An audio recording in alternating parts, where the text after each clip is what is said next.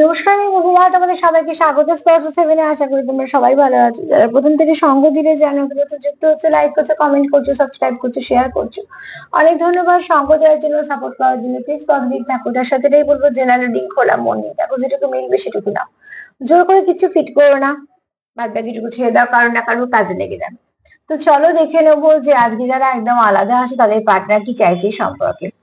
যারা পার্টনার থেকে আলাদা আছো, যারা সম্পর্ক থেকে আলাদা আছো, তাদের পার্টনার কি চাইছে, তিনটে কার্ড নেবো, দেখে নেবো। তোমাদের সবার প্রতি অনেক কৃতজ্ঞতা, ভালোবাসা। প্লিজ পাশে থেকো।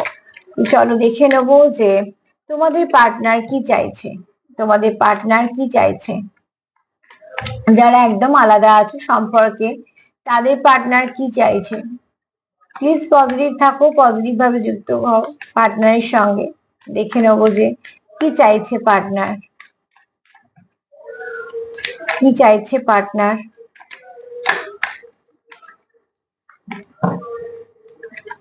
যারা আলাদা আছো তাদের পার্টনার এই সম্পর্কে কি চাইছে।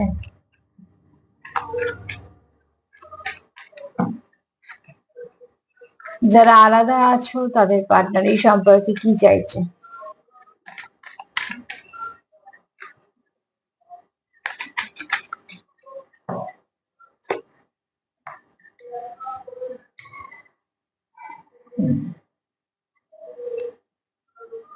দেখো তুমি তোমরা যারা আলাদা আছো, হ্যাঁ, সেই পার্টনার যেটা চাইছে খুব ভালো, ঠিক আছে।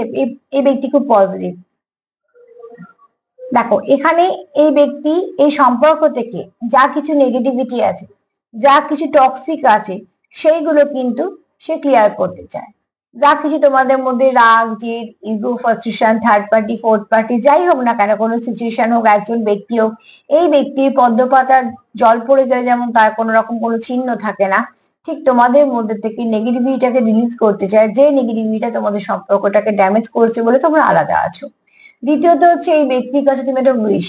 সে চায় তুমি তার জীবনে থাকো, সে কখনোই চায় না তুমি তার জীবন থেকে চলে যাও, কারণ তুমি তার উইশ। উইশ সবাই চায় ফুলফিল হোক। এখানে উলফ এনার্জি এমনিও আমরা জানি, মানে এটা আমাদের মধ্যে আছে যে উলফ স্পিরিট ভীষণ ভাবে ম্যানিফেস্টেশনে সাহায্য করে, উইশ ফুলফিলে করে। তো এরকম সুইচ ওয়ার্ডও আছে যেগুলো কোনো একটা বড় কাজের সময় তো আমরা ব্যবহার করি, বা ছোট ছোট কিছু সময় তো করা যায়।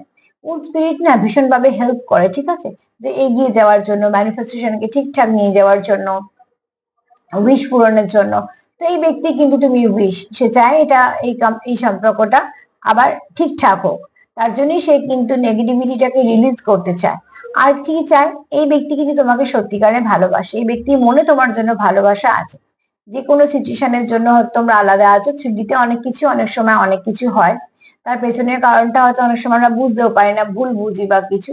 ভুল বোঝাবুঝি মেটানোর একটাই পথ, সেটা হচ্ছে একে অপরের সঙ্গে কানেক্ট করা বা কন্ট্যাক্ট করা। তোমরা যেরকম ভাবে সেটা নিতে পারো। কিন্তু যদি বলি যারা সেপারেশনে আছো, মানে যারা পুরো আলাদা আছো, তাদের পার্টনার এই মুহূর্তে কি চায় এই সম্পর্কে, তো সে চায় তোমাদের সম্পর্ক থেকে যত নেগেটিভিটি আছে, সে তোমার তরফ থেকে হোক, তার তরফ থেকে হোক, রাগ দিয়ে ইগো ফ্রাস্ট্রেশন হোক, কোনো একজন ব্যক্তি হোক, 10 জন ব্যক্তি, যার যেটাই তোমাদের অবস্ট্রাকল করছে, সেগুলোকে সে রিলিজ করতে চায়, যে কোনো তাদের নিশানা থাকবে না। আর এখানে এই ব্যক্তি এটা উইশ যে এই সম্পর্কটা কমপ্লিট হোক, আবার শুরু হোক। কারণ এই ব্যক্তি তোমার সত্যিকারে ভালোবাসে, এই ব্যক্তি কোথাও তোমাকে খুব মিস করে, এবং এই ব্যক্তি চায় তুমি তার জীবনে ফিরে এসো। তো এতটাই যখন পজিটিভ ভাবছে তোমার পার্টনার, ডেফিনেটলি তুমিও হয়তো সেটাই ভাবছো। তো সেটাকে ম্যানিফেস্ট করে আনে, সেখান থেকে সেটা সত্যি হয়। তার সাথে এটাই বলবো যে জেনারেল রিডিং তো ভালোটা নেবে, আর খারাপটা থেকে নিজেকে বাউন্ডারি দিয়ে আলাদা রাখবে, ব্যাস এইটুকু। যদি আমার প্রোগ্রাম তোমাদের ভালো লাগে, প্লিজ লাইক করো, কমেন্ট করো, সাবস্ক্রাইব করো, সাথে থেকো। সবাই ভালো থেকো। আজ এই পর্যন্তই। নমস্কার।